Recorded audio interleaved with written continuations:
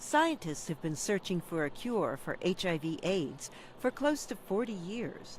Those leading the fight against AIDS at the UN called the news that a British man has been functionally cured of HIV a breakthrough. The breakthrough gives us great hope for the future, but also shows how far we are from the point of ending AIDS with science, as well as the absolute importance to continue to focus on HIV prevention and treatment efforts. The London man is HIV-free after receiving a stem cell transplant from a donor with a rare genetic mutation, one that made him resistant to HIV. The patient is now off HIV treatment. We waited 16 months before stopping in the post-transplant period just to make sure that the cancer was in remission, the patient was well, and that the measures we had of the HIV reservoir in the body showed that there was very, very little virus there, if any at all. Gupta hesitates to call it a cure, but he says it's significant.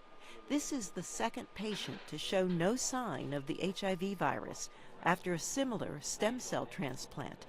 The first was an American man treated in Berlin 12 years ago. If you transplant those cells into somebody who already has HIV, you may protect those new cells from infection. But stem cell treatment is not a practical cure for the 37 million people across the globe who have HIV.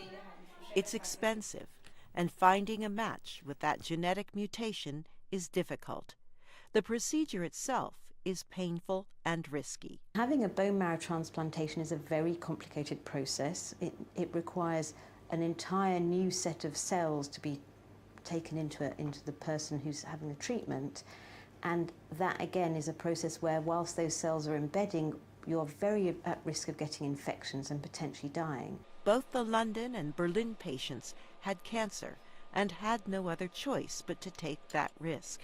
The second success has fueled optimism. We now have reason to believe that the Berlin patient was not a one-off case, meaning it is possible to nearly or maybe even completely eliminate HIV from the body of an infected person. Scientists will continue to search for other ways to cure HIV, but now they know it can be cured, or at least put into remission.